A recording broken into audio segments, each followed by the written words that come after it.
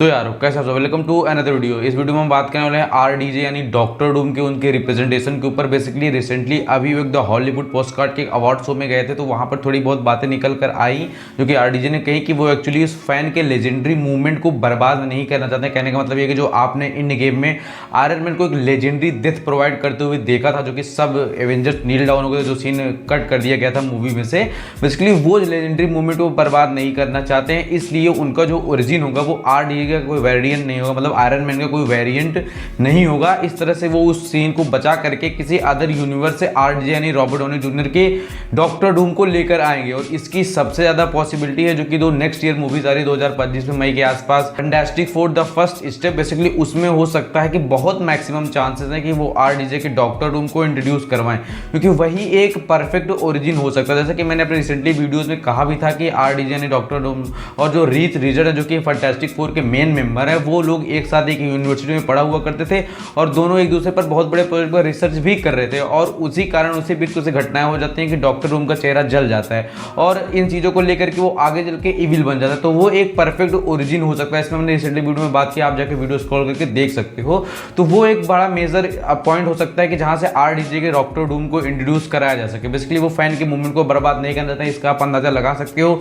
जो भी डेडपूल और वुल्वरीन मूवी है तो उसमें एक्स-मैन को आपने देखा है, मेरे कहने का मतलब वुल्वरीन को आपने देखा, जो कि उनकी डेथ हो चुकी थी। लेजेंडरी वुल्वरीन जो था एमसीयू वाला, कह सकते हो एक्स-मैन सीरीज वाला, पर वो किसी यूनिवर्स से अलग एक खराब जो कि नकारा वुल्वरीन था उसको लेकर आया और उसको भी लेजेंडरी प्रोवाइड की, मतलब वो एक लेजेंडरी कैरेक्टर बन गया। उसको पहले से था पर उसका एक वेरिएंट था। तो जैसा कि आपको समझ में आएगा कि उन्होंने उस डेथ को बर्बाद नहीं किया जो कि हम लोग फैंस मूवमेंट एक्सपीरियंस किया, जो लोग दुखी भी हुए, बहुत सारे लोग जो कि वुल्वरीन जैसे कैरेक्टर लोग बहुत सारे लोगों को लगाव था, तो उस चीज को वो बर्बाद नहीं करना चाहता है। ऐसा सेम वो एमसीयू में करेंगे, यानी हमारे रॉबर्ट डाउनी जूनियर वाला आयरन मैन जो था उसकी डेथ को बर्बाद नहीं करना चाहेंगे। कहने का मतलब ये है कि जो डॉक्टर डूम होगा वो हमारे सेम अर्थ 616 यूनिवर्स यानी मिडगार्ड से नहीं होगा, वो किसी अदर यूनिवर्स से आएगा। ऐसा उनकी पॉडकास्ट से हमें अनुमान लगाया जा सकता है। ऐसा हमको काफी सारा इशूज भी मिल रहे हैं, अभी इतने सारे इशारे मिल रहे हैं, इसको नकारा नहीं जा सकता। और बेसिकली मोनिका रैम्बो जो कि द मार्वल मूवी आप देखो किसी अन्य यूनिवर्स में चली गई थी, वहां पर एक्स-मैन वगैरह से, तो हो सकता है कि पॉसिबिलिटी हो कि वहां से भी कोई ओरिजिन आ जाए। बेसिकली क्या है कि जो सेलेस्टियल है जो कि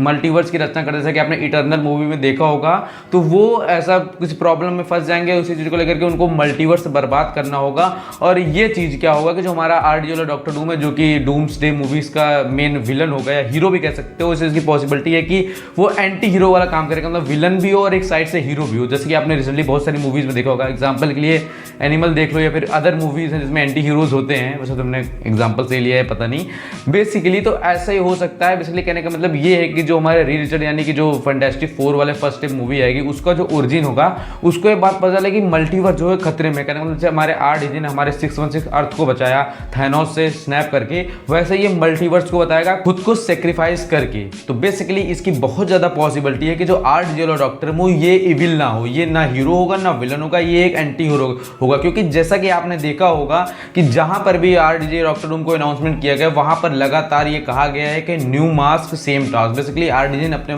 माउथ से, मुंह से स्वयं ये शब्दों का उच्चारण किया। तो ये जो स्लोगन है या एक दो लाइन है कई जगह पर देखने को मिलेगी, हो सकता है ये मूवीज में हमें देखने को मिल जाए। और इन मूवीज के डायरेक्टर भी हमारे केविन फैगी है, तो ये वही स्ट्रेटजी को अपनाएंगे जैसा कि उन्होंने एवेंजर इन्फिनिटी वॉर और इंड गेम जैसी मूवीज में अपनाया। कहने का मतलब है कि पहले कैरेक्टर में हमारे इविल यानी हमारे डॉक्टर डूम की मेन पर्सपेक्टिव दिखाया जाएगा, एक्चुअली वो चाहता क्या है, मल्टीवर्स को किस तरह से रोका जा सकता है, और इसी बीच वो कहीं ना कहीं हीरो और कहीं ना कहीं विलन बन जाएगा। वैसे तो आपने देखा होगा कि थैनोस ने इन्फिनिटी वॉर में कहा था कि ज्ञान का श्राप सिर्फ तुम्हें नहीं मिला, तो इस चीज को लेकर के कहानी आगे बढ़ेगी। एक्चुअली जो हमारे डॉक्टर डूम है एक्चुअली एक बहुत बड़ा सुपीरियर है, मतलब ये इसके पार हमारे डॉक्टर स्ट्रेंज की भी शक्तियां हैं और इसके पास आयरन मैन की भी शक्तियां। कहने का मतलब ये है कि अगर आप डॉक्टर स्ट्रेंज और आयरन मैन को एक में मिला दो तब कहीं जाकर के डॉक्टर डूम बनेगा, और उससे भी ज्यादा उसके पास स्पिरिचुअल पावर, क्योंकि उसकी माँ एक बिस्ट थी यानी कि एक चुड़ैल या जो भी आप कह सकते हो, आपके लिए सही वर्ड हो सकते हो, उसके पिता एक बहुत तगड़े साइंटिस्ट थे। तो उन दोनों का जो अंश है ये है बेसिकली, इसलिए एक सुपीरियर डॉक्टर डूम या डॉक्टर स्ट्रेंज का सुपीरियर वर्जन कह सकते हो, या फिर आयरन मैन का सुपर हीरो, दोनों एक साथ मिल जाए अगर एक बॉडी में, तब जाके कहीं डॉक्टर डूम बनता है। इसलिए मार्वल का वन ऑफ द हाईएस्ट और one of the most gratitude वाला विलन है, जो कि थोड़ा सा सनकी है और सबको अपने सामने की सबको नीचा मानता है, सबसे सुपीरियर मानता है। कहने का मतलब ये कि जो व्यक्ति ये कहता है कि मैं गॉड हूं, वो उसकी बैंड बजाने में एक पल नहीं सोचता और खुद को बताता है कि एक्चुअली गॉड तुम नहीं हो, गॉड मैं हूं। तो इसका जो ये ग्रेटिट्यूड या एटीट्यूड आप कह सकते हो, इसको कंटिन्यू करते हैं मार्वल सिनेमैटिक यूनिवर्स में, जो तुमको देख को पता चल जाएगा। बाकी इसकी बहुत ही ज्यादा पॉसिबिलिटी है। इस पॉडकास्ट से हमें ये पता चल गया कि जो ये आयरन मैन होगा, ये इस यूनिवर्स हमारे मेन 616 से नहीं होने वाला है, इसका कुछ सीन भी नहीं होना, ये अलग चलेगा। बाकी जो fantastic four the first step movie आने वाली है, इसमें बहुत ही ज्यादा पॉसिबिलिटी है कि हमें RDJ देखने को मिल जाए एज अ डॉक्टर डूम रीड सीजर के साथ रिसर्च करते हुए, और इसका पोस्ट क्रेडिट सीन वगैरह तो बहुत ही ज्यादा इंपॉर्टेंट होगा।